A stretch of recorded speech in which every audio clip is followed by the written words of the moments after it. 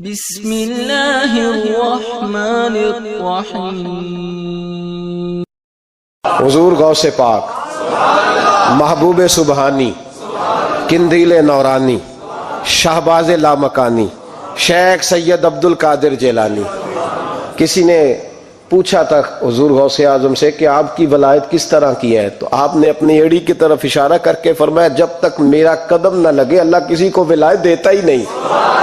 تو میری ولایت کی بات کرتے ہو، میں جب تک مہر نہ لگاؤں اللہ کسی کو ولی بناتا۔ شیخ سعدی بول پڑے، کہنے لگے غوث اعظم درمیان اولیاء چو محمد درمیان انبیاء۔ حضور غوث اعظم رضی اللہ تعالیٰ عنہ کا ولیوں میں وہی مقام ہے جو نبی پاک کا نبیوں میں مقام ہے۔ امام الاولیاء، سرتاج الاولیاء حضور غوث پاک رضی اللہ تعالی عنہ۔ حضور غوث اعظم رضی اللہ تعالیٰ عنہ فرماتے میں تقریر نہیں کرتا تھا، تعلیم مکمل کر لی بات نہیں کرتا تھا۔ میں کہتا تھا میں کیسے لوگوں کے سامنے واز کروں، کہتے مجھے خواب میں مصطفیٰ کریم کا دیدار نصیب ہوا۔ محبوب نے فرمایا عبد القادر بات کیوں نہیں کرتے؟ میں نے کہا حضور یہ عربی لوگ ہیں، فصیح و بلیغ ہیں، ہر آدمی بات سمجھتا ہے، تو میں کس طرح اتنے مجمع میں بولوں گا، بڑا مشکل کام ہے، ہر آدمی کی ذہنی سطح کے مطابق کیسے بات کروں گا؟ کہتے مصطفیٰ کریم نے فرمایا منہ تو کھولو ذرا۔ کہتے میں نے منہ کھولا تو حضور نے 7 دفعہ لعاب دہن میرے منہ میں ڈال دیا۔ فرمایا اب تو بولتے جانا اور میری برکتیں تیری مدد کرتی جائیں گی۔ آپ فرماتے ہیں اگلی شام میں سویا تو مولا علی شیر خدا بھی آ گئے، تو فرمانے لگے عبد القادر منہ کھول نا بیٹا تو میرا بھی ہے۔ کہتے میں نے منہ کھولا تو حضرت علی نے 6 دفعہ لعاب دہن ڈالا۔ تو میں نے کہا حضور آپ نے 6 دفعہ ڈالا ہے، تو خواب میں حضرت علی فرماتے ہیں، کہتے ہیں بیٹے میں نبی پاک کے برابر تو نہیں نہ ہو سکتا، میں نبی پاک کے برابر، حضور نے 7 دفعہ ڈالا ہے تو 6 دفعہ اس لیے ڈالا ہے کہ میں حضور کے برابر۔ صحابہ تو خواب میں بھی آ کے کہتے ہیں ہم نبی کے برابر نہیں، تو کیسے نبی کے برابر بن گیا؟ وہ تو خواب میں بھی آ کے کہتے ہیں کہ ہم حضور کے برابر، تو زندگی میں دعوے کرتا پھرتا ہے۔ حضور غوث اعظم فرماتے ہیں بس پھر چھوٹی سی مسجد اور اس میں میں نے تقریر شروع کی، میں اکیلا ہی چلا تھا جانب منزل مگر، پھر لوگ ملتے ہی گئے، پھر کارواں بنتا گیا۔ فرماتے ہیں چھوٹی سی مسجد، پھر مسجد بڑی ہوئی، پھر مجمع بڑھ گیا۔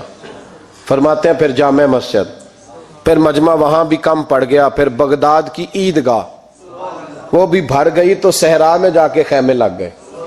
کہتے ہیں تقریر ہوتی تو ہزاروں کا مجمع، ہزاروں کا۔ ملا علی قاری کہتے ہیں غوث اعظم کے اجتماع میں 70 ہزار لوگ شریک ہوتے تھے، ہزاروں علماء کاغذ قلم لے کے بیٹھے ہوتے تھے کہ غوث پاک جو باتیں بیان کریں گے تفسیری نقطے ہم نے نوٹ کرنے۔ اور حضور غوث اعظم کو اللہ نے یہ کمال دیا تھا، کمال، یہ آپ کی کرامت تھی کہ بغیر سپیکر کے بولتے تھے، جیسی سمجھ پہلے والے کو آتی تھی ویسی آخری والے کو آیا کرتی تھی۔ آج نا کرامت کی بات آتی ہے تو بندے چھپنے لگ جاتے ہیں، کہتے ہیں نہیں یہ نہیں ہو سکتا، بڑا مدافعانہ سا عمل، بڑا شرمندہ سا لب بولا ہے جاجی وہ غوث پاک۔ ایک دن ایک صاحب کرامت بیان کر رہے تھے تو بڑے جھجک کے حضور غوث اعظم، میں نے کہا تو بیٹھ مجھے بیان کرنے دے، تو ڈر رہا ہے کرامت سے ڈر رہا ہے، مجھے بیان کرنے دے، میں بیان کرتا ہوں، مجھے بیان کرنے دے۔ ملا علی قاری علیہ رحمہ نے لکھا ہے، دیگر بہت سارے لوگوں نے لکھا ہے، غوث اعظم خطبہ دے رہے تھے، تقریر کر رہے تھے، اچانک ہاتھ آگے بڑھایا تو یہاں تک ہاتھ بھیگ گیا غوث اعظم کا۔ ہاں کھول کے دیکھے، کھول کے بات کر رہا ہوں، ہاتھ یہاں تک بھیگ گیا۔ مرید کہتے ہم نے پوچھا حضور پانی بھی کوئی نہیں، ہاتھ بھیگ گیا۔ میں چپ کر کے سبق پڑھو، شاگردوں کو پڑھا رہے، چپ کر کے سبق پڑھو۔ تھوڑی دیر گزری، چند گھنٹے تو ایک قافلہ آ گیا، سارے لوگ پانی میں بھیگے ہوئے ہیں۔ حضور غوث اعظم کے سامنے کھڑے ہوئے، کہا حضور آپ نے بڑی کرم نوازی فرمائی، بڑی کرم نوازی۔ وہ شاگرد کہنے لگے ہوا کیا؟ تو وہ لوگ کہنے لگے کشتی میں بیٹھے تھے تو کشتی ڈوبنے لگی، ہم نے کہا یا شیخ عبد القادر جیلانی خدا کے فضل سے ہم پر ہے سایہ غوث اعظم کا، ہمیں دونوں جہاں میں ہے سہارا غوث اعظم کا۔ کہتے ہیں حضور غوث اعظم نے وہاں بیٹھے ہاتھ لگایا اور ڈوبتی کشتی کو باہر نکال لیا، اور ڈرنے لگے، کہنے لگے جناب یہ کرامت لوگ نہیں مانیں گے۔ تو میں کہا جنہیں نہیں مننا نہ مننے۔ ایک عیسائی مسلمان دونوں جھگڑا کر رہے ہیں، غوث اعظم گزر رہے ہیں، جھگڑا ہو رہا ہے، عیسائی مسلمان سے کہتا ہے ہمارے نبی عیسیٰ علیہ السلام نے مردے زندہ کیے، تمہارے نبی نے بھی کو کیا تو بتاؤ۔ مسلمان پڑھا ہوا نہیں تھا، حالانکہ نبی پاک نے بڑے مردے زندہ کیے، پڑھا نہیں تھا، بتا نہ سکا۔ غوث اعظم کے کان میں آواز گئی تو جا کے عیسائی کا بازو پکڑ کے جھنجھوڑا، فرمانے لگے کیا کہا تم نے؟ میرے مصطفیٰ نے مردہ زندہ کیا تو بتاؤں؟ فرمایا تو نبی پاک کی چھوڑ، میں غلاموں کا غلام ہوں، میں غلاموں کا غلام ہوں، مجھے بتا کون سا مردہ زندہ کرنا ہے۔ تو چھوڑ حضور کی بات نہ کر، میں غلاموں کا غلام ہوں، مجھے بتا کون سا مردہ زندہ کرنا ہے۔ پرانی قبر پہ لے گیا، کہنے لگا جی اگر نہ ہوا تو؟ غوث اعظم فرمانے لگے جو تو کہے گا وہ میں کروں گا۔ تو کہنے لگے اگر ہو گیا تو؟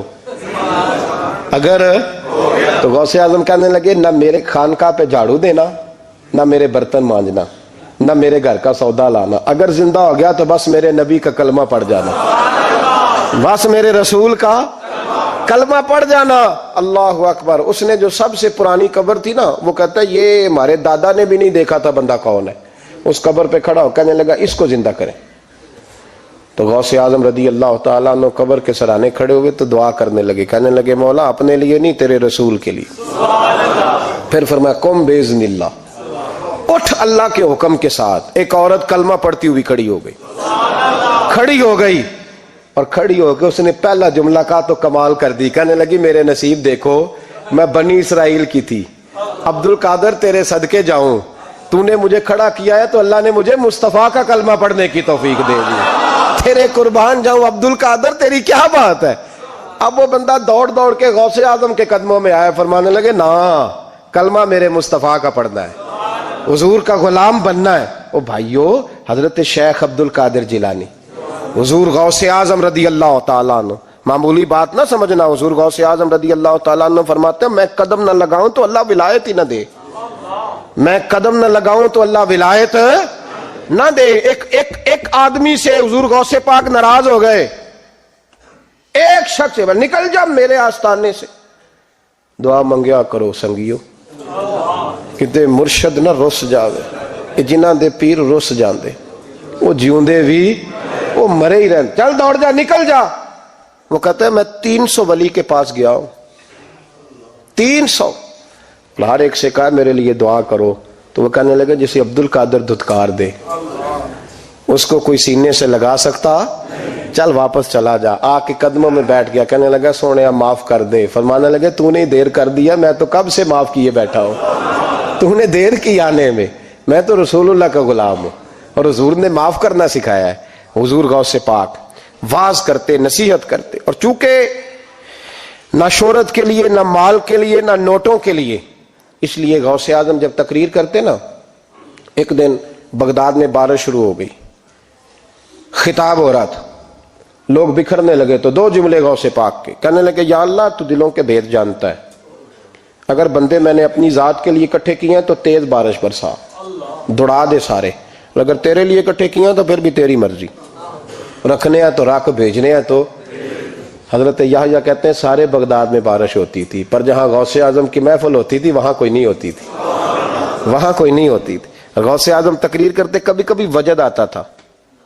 وجد کس کو کہتے ہیں؟ وجد کبھی کبھی آپ کہتے نہیں کہ میرے رونگٹے کھڑے ہو گئے، لوں کنڈے کھڑے ہو گئے، پھر کبھی کبھی کہتے ہو یار پتہ نہیں کیا ہوا آج تو آنسو رکتے نہیں تھے، اسی کو وجد کہتے ہیں، اسی کو، یہ ایک کیف ہے، ایک مستی ہے جو چڑھ جاتی ہے، ہر جگہ چڑھتی کہیں کہیں چڑھ جاتی ہے، اور کمال ہو جاتا ہے جب چڑھ جائے، پھر مزہ آ جاتا ہے۔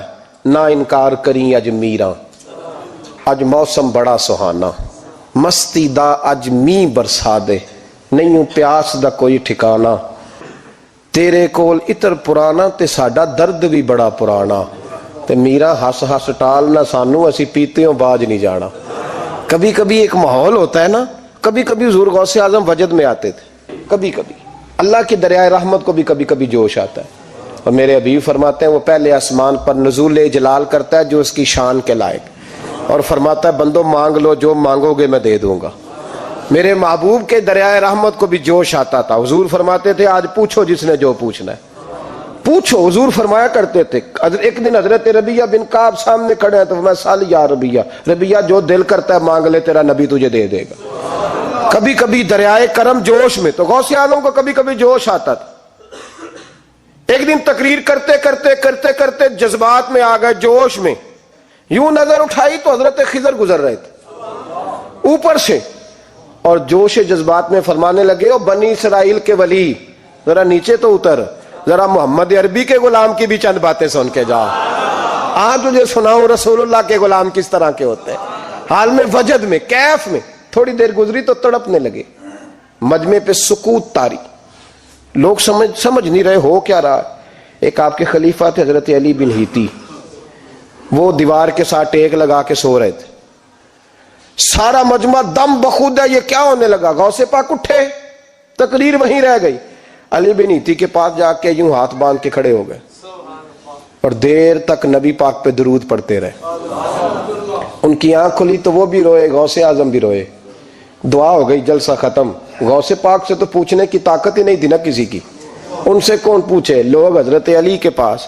حضرت علی بھی نہیں تھی رحمت اللہ علیہ، حضور یہ کیا ہوا، ہمیں سمجھ نہیں آئی. آپ فرمانے لگے، تمہیں کیا بتاؤں، تم کسی معمولی پیر کے ماننے والے نہیں ہو. میں آج غوث اعظم کی محفل میں بیٹھے بیٹھے ہی مدینے پہنچ گیا ہوں اور مجھے رسول اللہ کے جلوے نظر آنے لگے ہیں. پر میرے شیخ کا کمال دیکھو، جو میں خواب میں دیکھ رہا تھا عبد القادر ظاہری آنکھوں سے نظر فرما رہے ہیں. ظاہری آنکھوں سے، عالم وجد میں، کیف میں، سرور میں. اور جب غوث اعظم تقریر کرتے تھے نا تو 50 آدمی اس کونے سے کھڑے ہوتے تھے، کہتے تھے حضور ساری زندگی گناہ کیے ہیں، اب توبہ کرتے ہیں، اب دوبارہ گناہ نہیں کریں گے. اس کونے سے 15 کھڑے ہوتے تھے، حضور ڈاکے ڈالے ہیں ساری عمر، اب توبہ. آپ کی بات نے دل بدل دیا ہے، اللہ نے توفیق ہدایت دے دی. ادھر سے 10 کھڑے ہوتے، حضور سود کا دھندا، چوری کا دھندا، آج کے بعد توبہ. ایک بزرگ تھے حضرت یحییٰ بن نجاح ان کا نام تھا. وہ کہتے ہیں میں نے سوچا روز بندے توبہ کرتے ہیں، آج میں گنوں نہ کہ ایک محفل میں کتنے کرتے ہیں، آج گنوں نہ. اب تو کاؤنٹنگ کے